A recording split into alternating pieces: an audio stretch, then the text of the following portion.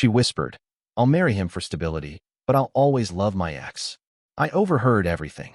So I canceled the wedding that same night and walked away forever. I'm 28 and I live in Chicago. For the last 2 years, I built my life around Emily. She moved into my world quietly, the kind of person who fit into routines and plans. She was easy to laugh with, careful with other people's feelings, and good at making ordinary days feel steady. Friends and family kept saying how lucky I was, and because I wanted it to be true, I believed them. We were 3 weeks from the wedding. The invitations had gone out, the venue was set, and the flowers and music were picked. We'd talked about the house we'd buy, the neighborhood we liked, and the chores we'd split. I'd saved, planned, and pictured a life that started the day we said our vows. It felt real enough to touch. The night everything changed started like any other. Emily invited Jessica over. They were close, since college, they said, and Jessica had been at the apartment a few times. I remember thinking how normal it was for them to be in the living room, talking about dresses or the seating chart. I retreated to the spare room to finish some spreadsheets for the house fund. I told myself I'd be in and out. I wasn't trying to eavesdrop.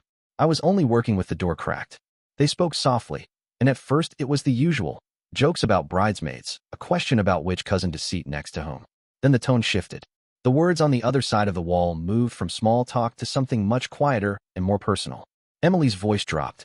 It was low and steady, the way people talk when they think no one else can hear. She said, "I'll marry Ryan for stability, but I'll always love Mark." Those 6 words landed harder than anything I'd imagined could. I sat very still and listened to what came next. Jessica laughed, not cruelly, but with a kind of lightness that made my skin go cold. Emily kept talking. She described me as dependable and sensible. She talked about houses and saving and the life we could build. Then she circled back to Mark, like a map she hadn't finished. She said his name with a softness that didn't belong to his memory being dead. I didn't move. I didn't make a sound. There are only so many ways to explain the moment when something inside you rearranges itself. The future I had been planning blinked and rearranged without my consent. It wasn't anger first. It was a slow, deep disappointment that reached every part of me. They kept going, details about how it would look from the outside, how people would see us, what the wedding would mean for our families. It read like a checklist. "He's a good provider," Emily said. "He'll give me the life I want." Jessica agreed. She used the phrase I hadn't expected. Safe bet. Safe bet. The tone in their voices made that phrase sound like an honest appraisal and not a cruel one. To them, it was practical. To me, it felt like a verdict. I don't know how long I sat there.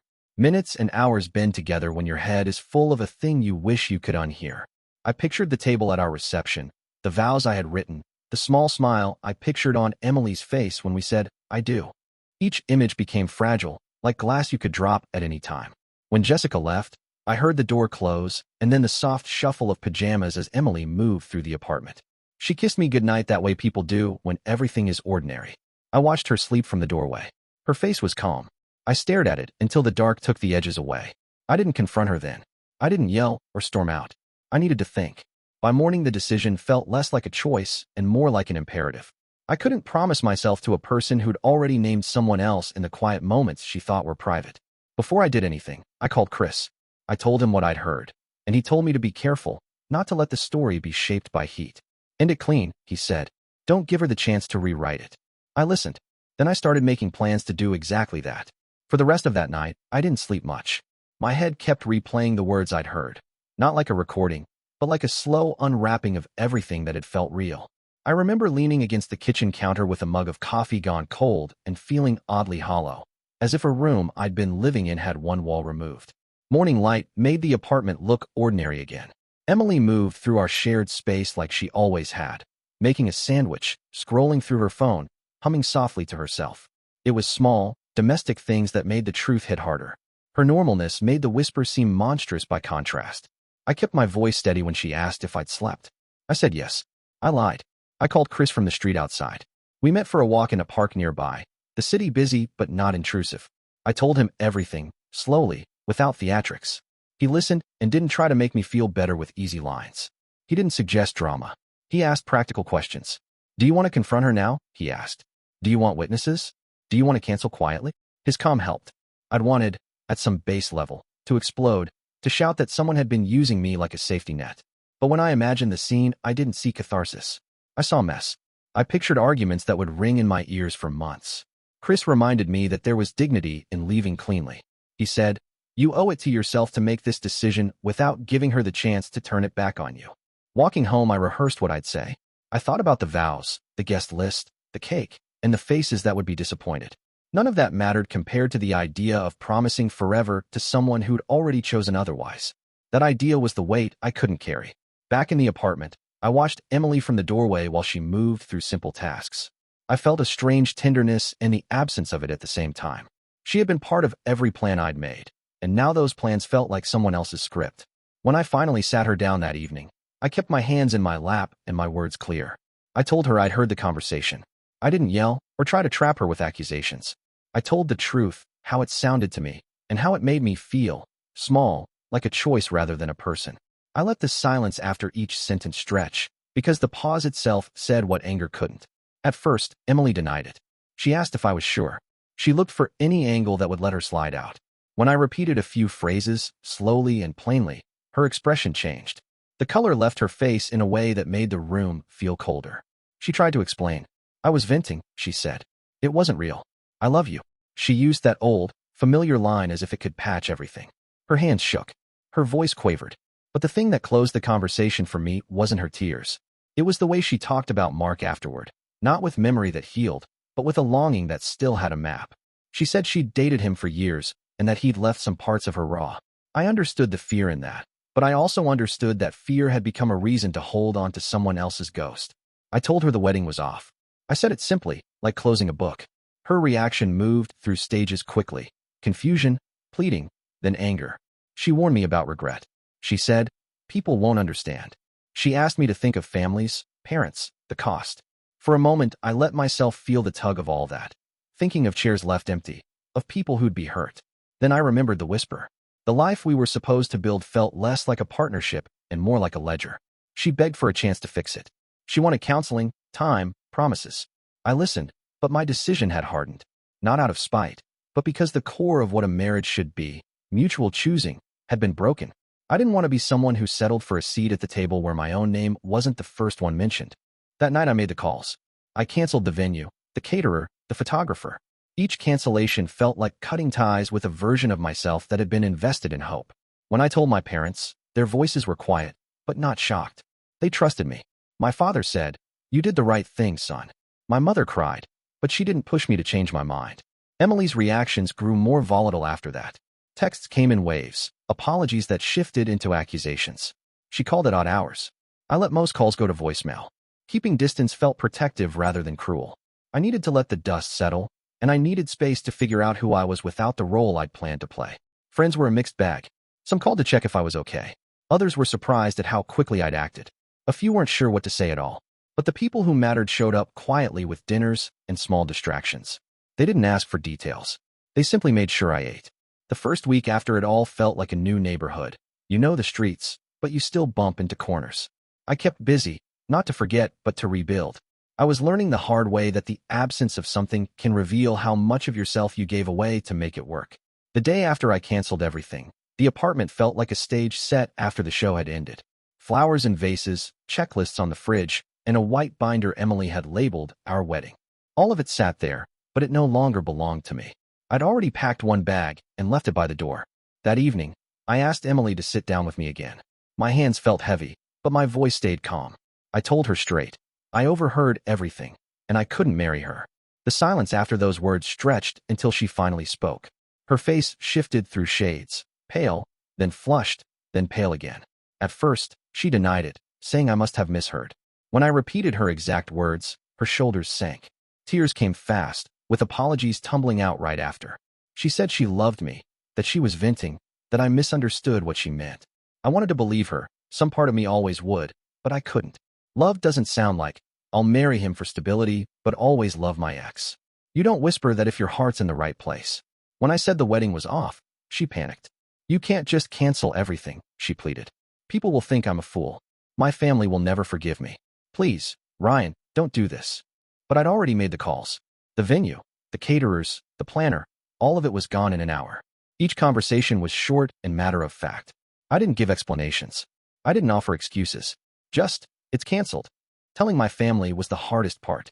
They had been so excited, so invested. My mom's voice cracked when I told her. and I could hear her cry quietly after we hung up. My dad said only one sentence. You did what you had to do. It was simple, and it was enough. When I turned back to Emily, she was a mess. Her hair stuck to her damp cheeks, her hands gripped her dress, and her voice broke as she begged me to reconsider. We can fix this, she said. We can go to counseling, we can talk, we can start fresh. But I didn't want to patch over a crack that deep. If I married her now, I'd wake up every day knowing her heart lived somewhere else.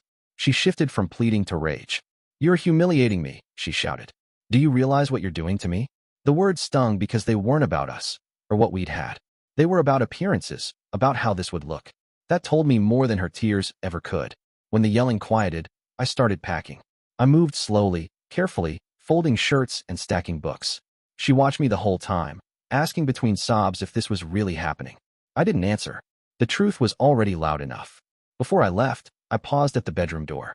She was sitting on the edge of the bed, hands over her face. For years, I'd thought this was the woman I'd grow old with. Now she looked like a stranger wearing the same skin. Walking out wasn't just leaving her. It was leaving the future I thought we'd built together. The house, the kids, the quiet mornings, all of it had been real in my head. But none of it was real in her heart. That night, as I carried my bag down the stairs, I didn't feel victorious or strong. I felt like someone closing a book mid-chapter, knowing the story wasn't worth finishing. Still, even in that heaviness, I knew I'd made the only choice I could live with. I always thought betrayal would be obvious. You imagine suspicious texts, late nights, or hidden phone calls. But this wasn't like that. It was worse. Emily didn't betray me with her actions. She betrayed me with her truth. She was ready to bind her life with mine, not because she loved me, but because I was safe. That's not love. That's a deal. After I walked out, my phone turned into a battlefield. The first night was endless notifications. Text after text, call after call, voicemail after voicemail. At first, she begged. Ryan, please, I didn't mean it. You're the only one I want. Please don't throw this away. We've built so much together. Don't let one stupid thing ruin us. When I didn't answer, the tone shifted. You're making a mistake. You'll regret this. No one else will love you the way I do. By the third day, she was back to desperation, promising she could change, that she'd never bring up Mark again, that she would prove she truly loved me. Then the cycle repeated, begging, rage, begging again. I read the messages, but I never typed back. The silence was my only shield. Then her parents got involved. They called me, furious at first. Her mother's voice was sharp. How could you humiliate our daughter like this? Do you realize what people will say? Her father demanded explanations. I told them everything. I didn't yell, didn't dramatize. I recited Emily's exact words. I'll marry him for stability, but I'll always love Mark. There was a long pause on the other end of the line. Her parents didn't defend her, didn't try to convince me otherwise. They just went quiet. That silence was heavy. It told me everything I needed to know. They weren't surprised. They already knew what she was like. Even after that, Emily didn't stop. She found new angles. She sent long paragraphs about how I was misinterpreting her, how she was just venting insecurities to Jessica, how all couples go through doubts. She even tried to twist it back onto me, saying if I truly loved her, I would forgive and move forward. But every time I thought about giving in, I remembered the softness in her voice when she said Mark's name. That wasn't insecurity. That was longing. That was unfinished business. And I couldn't marry someone whose heart still lived in another story. Nights were the hardest. I'd lie awake in my friend's spare room, staring at the ceiling, hearing her words over and over. Safe bet. That phrase burrowed into me. It wasn't just about her. It was about how small I had allowed myself to feel for the sake of keeping someone else happy. One evening, after ignoring yet another wave of calls, I sat with Chris and said, what if I'm overreacting? What if I ruined something I could have fixed? He looked me in the eye and said, Ryan, a marriage isn't something you fix before it even starts. If she can whisper that now, what happens 5 years in? He was right, and I knew it.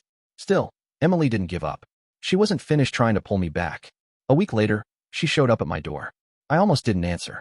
Part of me wanted to keep the wall up and never hear her voice again, but another part of me wanted finality. So I opened it. She didn't look like the woman I'd once planned to marry. Her hair was unbrushed, her eyes red and swollen. She was clutching her phone like it was the only thing keeping her steady. When she spoke, her voice cracked. Can we talk?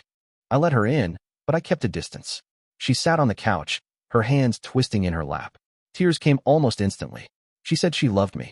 She said the words to Jessica had been twisted in my mind, that I'd misunderstood. She begged me to believe that she only wanted a future with me. I stopped her. Emily, you didn't say you love me. You said you'd marry me for stability. That's not something I can twist. Her face changed. The tears slowed. Her expression hardened like a door slamming shut. For the first time, she dropped the performance. Fine, she said. Maybe I was scared. Mark broke me. I didn't want to risk ending up with nothing again. You were the right choice. The right choice. Like she was picking a mortgage plan or a reliable car. Not a husband. That was the moment the last piece of my love for her dissolved. I realized she hadn't chosen me as a person. She had chosen what I represented: security, stability, a life plan. I wasn't her partner. I was her backup. I told her plainly, Emily, you didn't choose me. You chose what I could give you. And I refused to live my life as someone's safety net. I deserve to be somebody's first choice. Her tears returned, faster this time, but they didn't touch me anymore. I stood, walked to the door, and waited. She hesitated, still hoping I'd waver. When I didn't, she stepped toward the exit. Before leaving, she turned back. Her eyes were sharp when she whispered, You'll regret this. No one will ever love you the way I would have. I didn't answer. I just closed the door. For the first time in weeks, I felt quiet inside. Not happy, not victorious, but clear. I'd finally stopped confusing her desperation for love. The days after that visit felt lighter. Not easy, not joyful, but lighter. Without the constant cycle of calls and begging at my door, I could finally hear my own thoughts again. I started noticing things I had ignored before. The red flags were there all along. I just chose not to see them. Emily used to compare me to Mark in small ways, like saying he was more adventurous or that he lived a little freer. She joked that she had dated up because I had a steady life.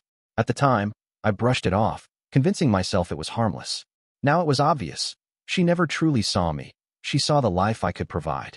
Love, for her, was a transaction, and I had been the product. Word about the canceled wedding spread quickly. Some friends called me cold for ending it so suddenly. A few even suggested I overreacted, but others weren't surprised. They said Emily had a history of looking at relationships like business deals. Hearing that was painful, but it also confirmed I wasn't crazy. The strangest part was how quiet Emily became after a while. Then, out of nowhere, 2 months later, Jessica, her best friend, reached out to me. At first, I didn't want to respond, but curiosity got the better of me. She told me Emily had been spiraling since the breakup. She tried to get back in touch with Mark, but he wanted nothing to do with her. She was furious that I hadn't given her a scene, no explosion to spin into her victim story. Jessica said Emily hated how I'd left cleanly, with no drama for her to twist. That was eating her alive. I sat with that for a long time. It felt strange, almost surreal, that the best revenge was silence. Not slamming doors, not angry texts, just walking away. And the truth is, she was right to hate it. Because the moment I left, she lost her control over the story. She couldn't paint herself as the victim if there was nothing messy to point to. She had to sit with her own choices, and she didn't like the reflection. Meanwhile, I was slowly piecing myself back together.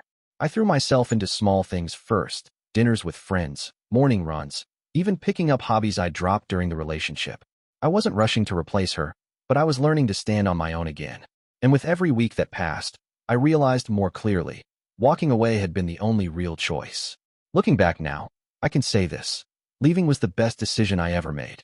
At first, it felt like I'd lost everything: the wedding, the future, the woman I thought was my partner. But in reality, I had escaped something that would have broken me slowly, day after day. Emily spent those months chasing ghosts. Jessica told me she tried to rekindle things with Mark, but he wanted no part of it.